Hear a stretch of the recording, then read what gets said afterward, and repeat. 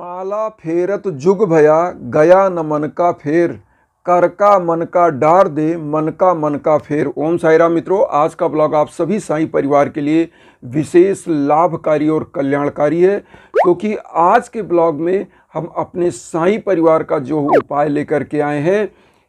एक ऐसा उपाय है जिसके माध्यम से आपका घर परिवार में सुख शांति समृद्धि दाम्पत्य जीवन की खुशियां आपके घर में विराजेंगी, क्योंकि यह कलयुग का वातावरण चल रहा है। और इस ब्लॉग में जो हम आपको बताना चाहते हैं, आप बहुत ही ध्यान से सुनिएगा और कोशिश करिएगा। तो विनम्र निवेदन सबसे पहले तो मैं करता हूं कि बेल आइकन के साथ चैनल को सब्सक्राइब कर लीजिएगा, जिससे हम आपके परिवार बन सकें और आप हमारे परिवार बन सकें।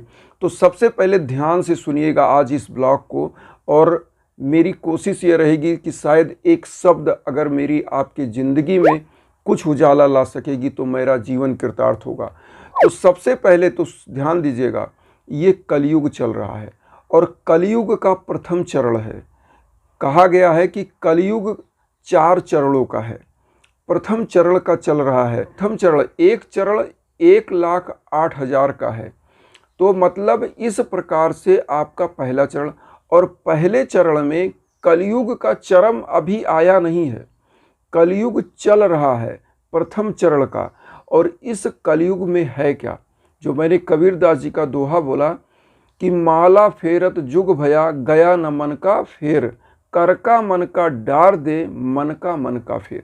मतलब आप कितना भी ईश्वर की आराधना कर रहे हैं, माला फेर रहे हैं, लेकिन मन का जो भाव है वह बदला नहीं। और उसी प्रकार से आप कर का मन का डार दे, मतलब कबीरदास जी कहते हैं कि हाथ की माला छोड़ दे, मन का फेर। मतलब मन के अंदर की जो माला है उसको फेरना शुरू करो। कहने का मतलब यहाँ है कि आस्था रखिए, आडंबर नहीं होना चाहिए, आस्था होनी चाहिए। यहाँ पर क्या है, लोग पूजा तो करने बैठ जाते हैं, किसी गुरु का किसी संत का सुन के या किसी का भी सुन के बैठ गए कि हम भी लक्ष्मी जी प्राप्त कर लेंगे, हम भी आज ये करके छोड़ेंगे। ऐसा नहीं होता है।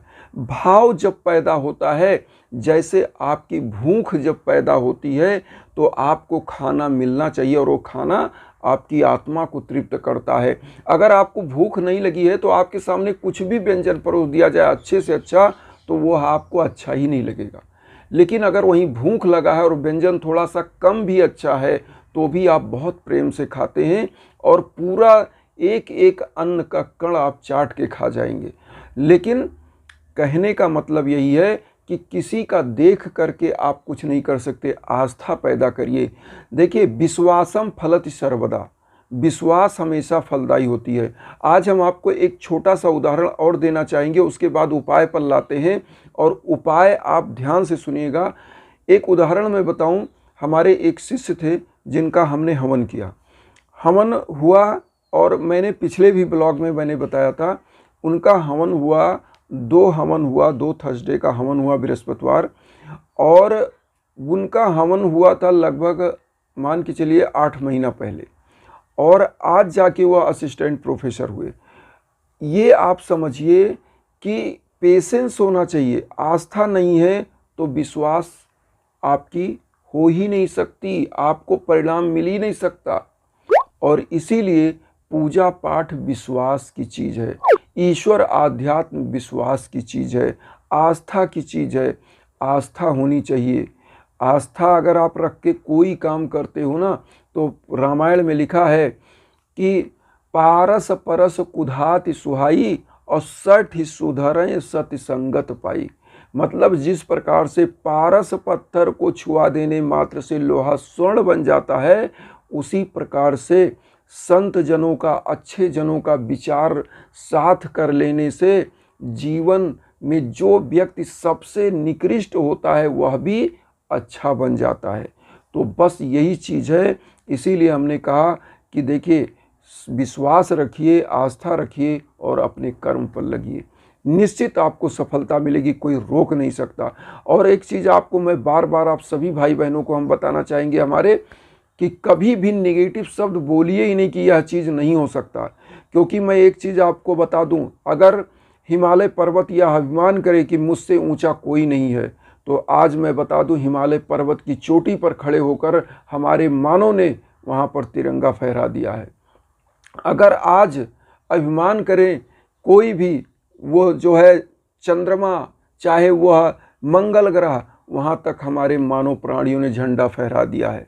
तो कोई चीज़ की सीमा असीम नहीं है। असीम है तो कौन है? वह परम पिता परमेश्वर, जिसने समस्त चीज़ों को बनाया है, उसकी कोई सीमा नहीं है। हम आप जहाँ बैठे हो, इसीलिए कहा गया है रामायण में कि बिनु पग चले सुने बिनु काना, आनन रहित सकल रस भोगी, विन बानी बक्ता बड़ जोगी। ईश्वर क्या है? चराचर जगत में व्याप्त है, सर्वत्र व्याप्त है, बिना हाथ पांव के चलता है, बिना जीवा के समस्त रसों का स्वादन करता है। और ईश्वर निर्विकार निर्लिप्त है और वह चराचर जगत में व्याप्त है। तो ईश्वर दिखाई नहीं देता है, लेकिन चलता है, आपके पास है, मेरे पास है, सबके पास है। जैसे मैं कहता हूँ कि ईश्वर क्या करता है? अनुभूतियाँ कराता है। हमारे साईं बाबा का अगर आप 11 वचन देखते हैं, उसमें क्या लिखा है? लिखा है कि मुझे सदा जीवित ही जानो, अनुभव करो सत्य पहचानो।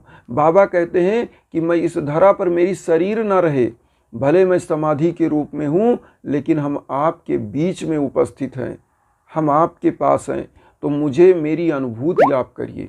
हवन की ऊर्जा, जैसे मैंने बताया ना, वह आप विश्व में कहीं हो, वह आप तक पहुंचती है।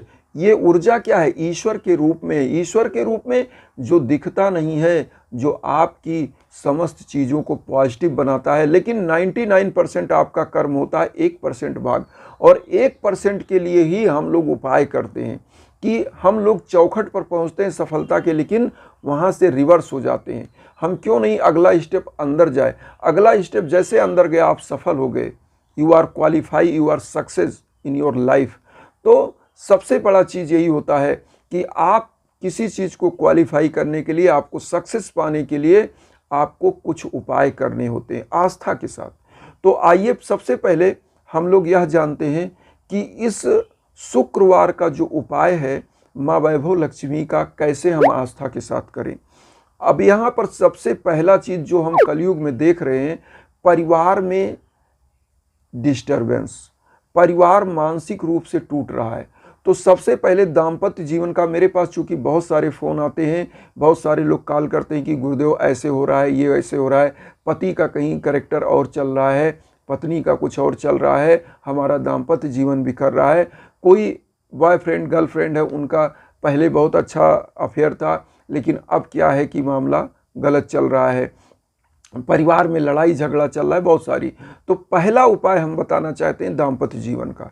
आप सभी, हमारी माताएं, बहनें, पुरुष, भाई, सभी लोग जान ले, बहुत ध्यान से सुनिएगा। देखिए, पहला उपाय आपको क्या करना है?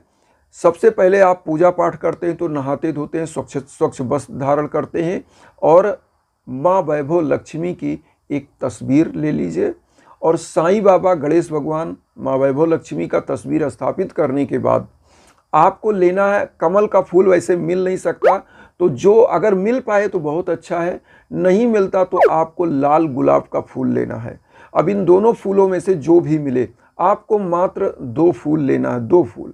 पहला आपको गणेश भगवान को अर्पित करना है, और दूसरा आपको जो है वह वैभव लक्ष्मी जी को अर्पित करना है। और साईं बाबा के लिए आप पीला पुष्प अर्पित करिएगा। तो पीला पुष्प आप एक ले लीजिएगा, वह साईं बाबा के सम्मुख अर्पित कर दीजिए। अब यहाँ पर सबसे पहले गणेश भगवान का एक मंत्र का जाप करेंगे, जो हम आपकी स्क्रीन पर दे दे रहे हैं 11 बार। ओम गंग गणपतये नमः, इस मंत्र का जाप करिएगा। ओम गंग गणपतये नमः, इस मंत्र का आप जाप करिएगा 11 बार। और उसके बाद आप जो है माँ वैभव लक्ष्मी का एक मंत्र 108 बार जाप करेंगे। वह मंत्र कौन है? ओम महालक्ष्मये नमः। सबसे इजी मंत्र हम दे रहे हैं, टफ मंत्र तो बहुत हैं, लेकिन हम सबसे इजी दे रहे हैं जो आप जाप कर सकें। ओम महालक्ष्मये नमः। ओम महालक्ष्मी मंत्र का, इस मंत्र का आप जो है 108 बार जाप करेंगे। और इस मंत्र का जाप करने के बाद आप जो पुष्प दोनों हमने बताया अर्पित करिए, धूप बत्ती और घी का दीप जलाइएगा। घी का दीप जलाकर समस्त देवताओं की आरती करिएगा।